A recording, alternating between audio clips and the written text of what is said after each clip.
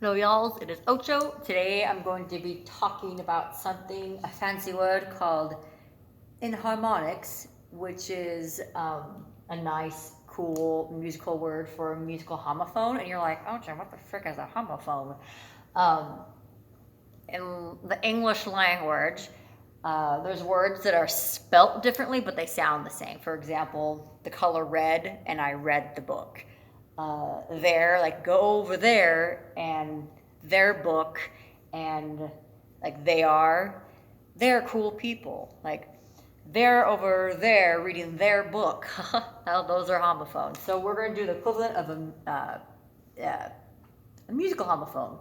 So if you remember from the piano video that I taught earlier, if you don't know, remember it, go back. How the black notes have two names. Those are called the enharmonics. So just a quick little review. In treble clef, whoop, we have F sharp,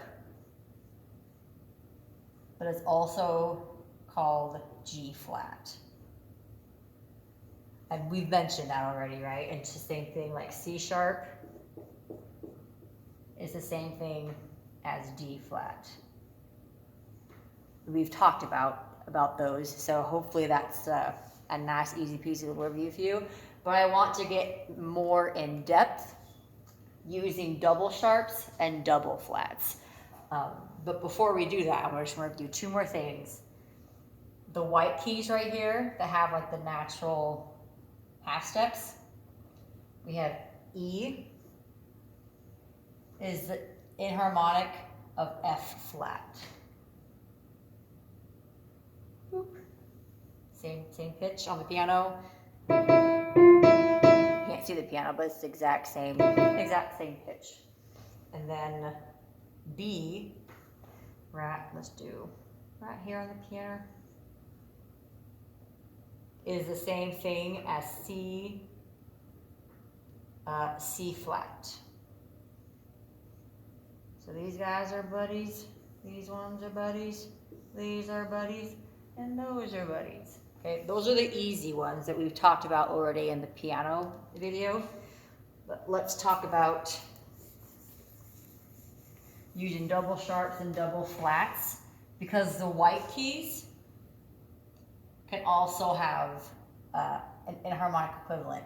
And it's really important to know these, because eventually once we go deeper into theory, you'll need to use double sharps and double flats depending on the context of the music that you are in. Okay, so right here, let's start with this key right here. This is A. Okay, so I'm going to show you the steps of how to find them, how to find the enharmonic equivalents so you don't miss any. The first step to do is just to go up to the next note, which is B in this case, and then down to the one right before it, which is G.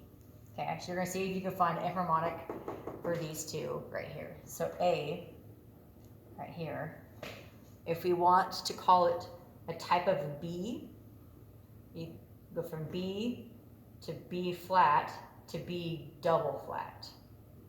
Double flat. So we put two flats right there. So that's the symbol over yonder there. And then we have G, is right here, and we're trying to get this pitch right here. So we have G, G sharp, G double sharp.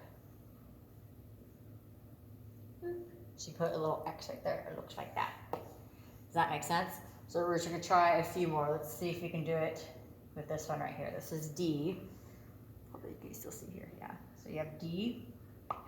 We're just going to try our formula. Go up to the next one and then down the next one. Okay.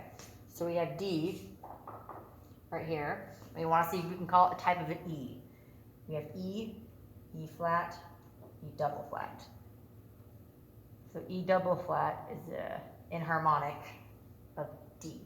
Now we'll see if we can call it some type of a C. We have C, goes up to C sharp, C double sharp. Oops. You could put two sharps, but I think it looks sloppy, so just put the X for it. Is that making sense? Let's try let's find all the enharmonics for the key for F. I'm gonna erase this and stop using my finger. People watching this are probably like, stop getting your oils on the board, Ocho. Okay, so we're gonna do F. Let's do F on the top of the staff.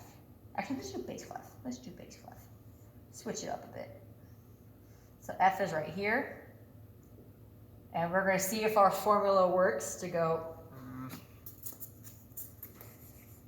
Move it over here a little bit.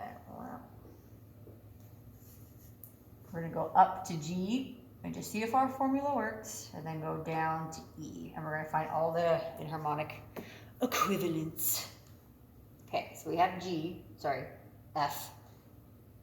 And we're gonna see if we can call the sum form of a G. So we have G right here. We have G, G flat, G double flat. So you put a double flat right there. And then we go see if we can call it some form of an E. We have E, and up a half step to E sharp. So this is a sharp. You notice how this one is a double flat and this one's just a normal sharp, and the previous exercises that we did, like there was a double flat and a double sharp. So just know that it doesn't necessarily always mean when you have one double flat, doesn't mean that the lower one or the opposite enharmonic is going to be a double sharp. So just to make sure that you check your work and make sure you're doing it correctly.